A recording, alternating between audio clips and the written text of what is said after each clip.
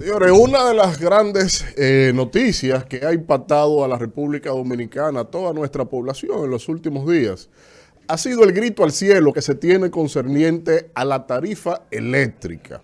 El gobierno nos ha indicado que a razón del pacto eléctrico, que cuando ellos eran oposición, se negaron frontalmente a firmar y no firmaron.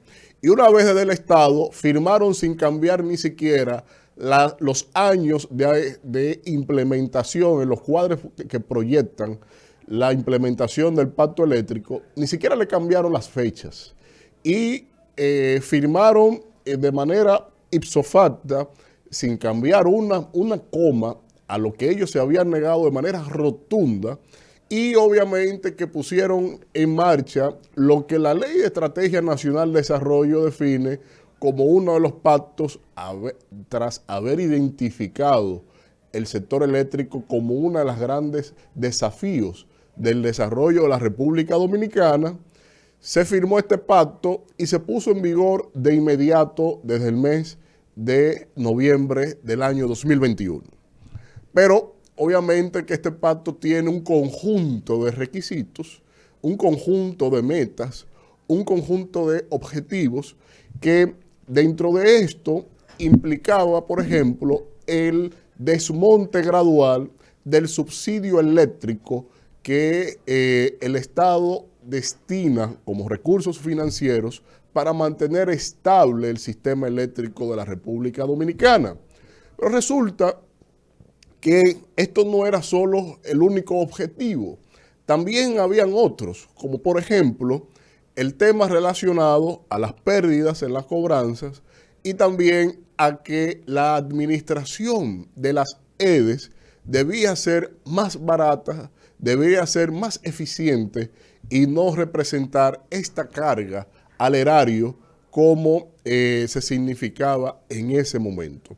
Consecuentemente, el presidente Luis Abinader, entendido de esto, toma un conjunto de medidas previos a la firma del pacto eléctrico, como es el Consejo Unificado de las EDES.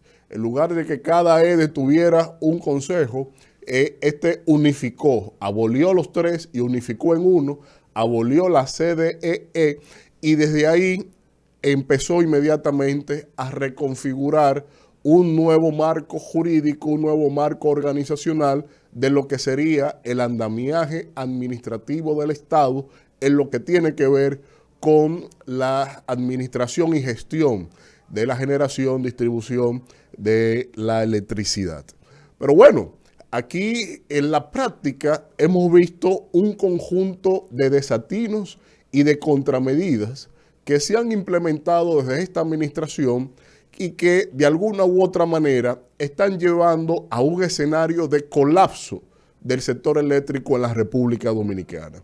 Un colapso que está matizado esencialmente, agravado esencialmente por lo que son los costos de generación de electricidad en cuanto a al costo de los distintos componentes que se utilizan para generar electricidad, como citar un solo ejemplo, el caso del carbón mineral de Punta Catalina, que estaba proyectado, por ejemplo, en $70 y de un momento a otro la tonelada está por encima de los $300. Y eso obviamente ha representado un desafío financiero y que desde esta administración poco se ha informado de manera objetiva y clara para que la ciudadanía por lo menos esté consciente. Y esto obviamente que dice mucho del liderazgo que nos dirige actualmente en la República Dominicana, porque hasta la ética lo define, no solo la responsabilidad de Estado, en que el líder de una nación debe siempre de presentar la verdad a los suyos. Pero, ¿por qué pongo este tema a colación? Desde hace unos días, en este espacio hemos estado conversando, planteando distintos hechos, circunstancias y realidades de, por ejemplo, las EDES que se llevó a un consejo unificado y que el pacto eléctrico define que debe de ser menos costosa su administración. Bueno, pues resulta que gradualmente la nómina de empleados de las EDES en el conjunto ha aumentado de manera sistemática y a la vez el peso de la nómina en cada una de esas distribuidoras. Pero para citarle un ejemplo, con el caso de Punta Catalina, para que ustedes tengan una idea.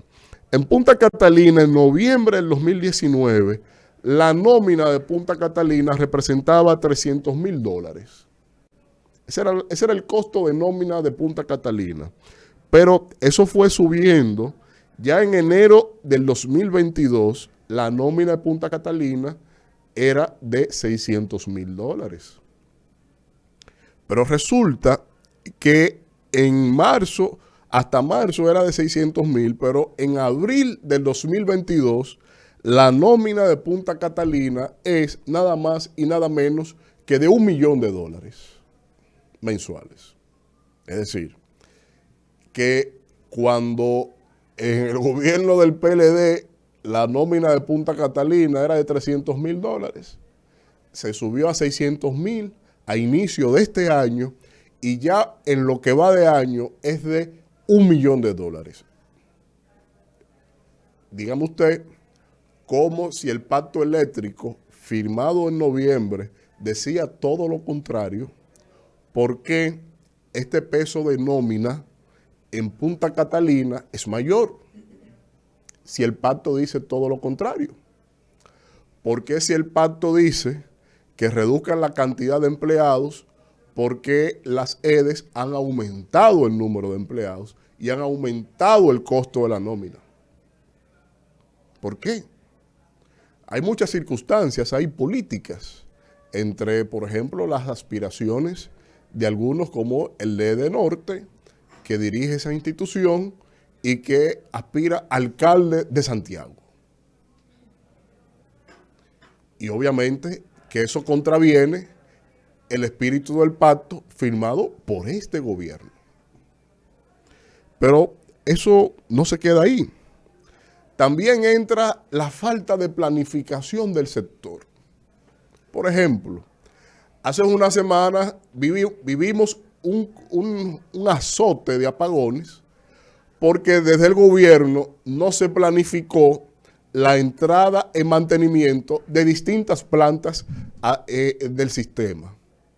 Algo que debe ser resultante de una planificación operativa.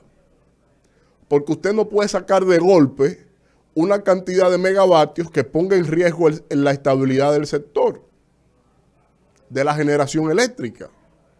Eso evidencia una falta de planificación, como lo fue, por ejemplo, no haber licitado en su tiempo el carbón que usa Punta Catalina y que en un momento dado una licitación que había que hacerse en enero del 2021, no la hicieron y en junio del 2021 salieron corriendo a buscar carbón por el mundo en una operación que todavía sigue siendo más dudosa que efectiva. Por ejemplo, en enero del 2021, el carbón que usa Punta Catalina costaba $70.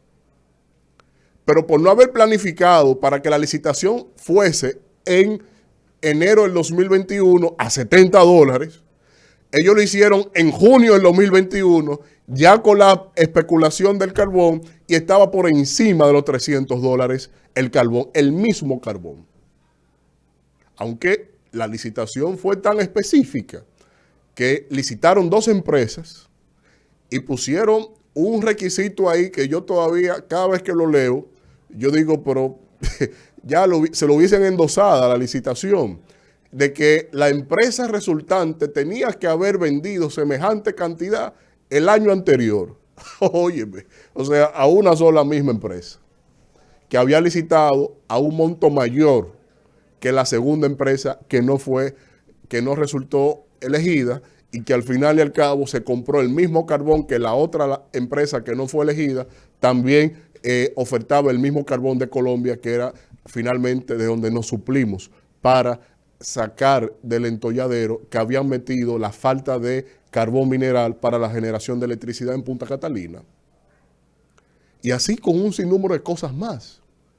Por eso el presidente Fernández le dice, es que hay un problema de visión de gestión pública. hay una disociación entre lo que dicen, entre lo que hacen, entre lo que planifican y cómo lo ejecutan. Aquí no hay un orden en nada. Esto parece que uno va a la buena de Dios en la administración de este gobierno y que todo lo que acontece no es fruto de una planificación de Estado.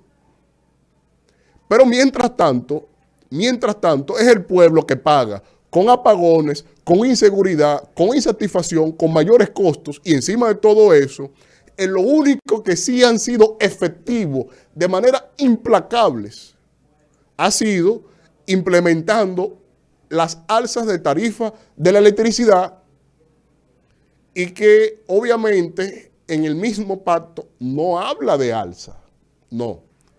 El pacto habla de una revisión periódica cada 3 meses de la tarifa.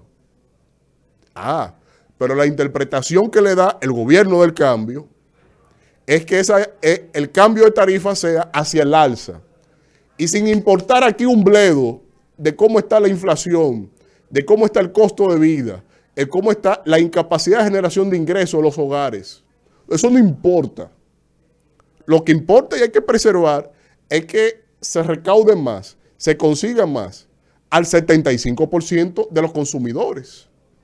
Porque esas tarifas, señores, también, como lo dice el pacto, que el PRM no firmó en oposición y firmó de que fueron gobierno, habla que esas alzas es para los que consumen 200 kilovatios menos.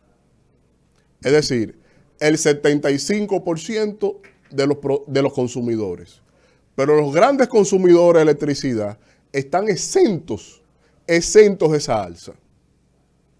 Entonces, lo que yo aspiro es que cuando llegue la tarifa al final de mes, con un alza que en la acumulación representará entre un 50 y un 60% de la tarifa que usted pagó el mes pasado, esa alza, señores, tiene un solo nombre. Esa alza tiene el nombre de Luis Abinader y es un culto a la incapacidad de gestión, de visión de gobierno, de la miopía que tiene la presente administración y que solo Dios nos puede acompañar.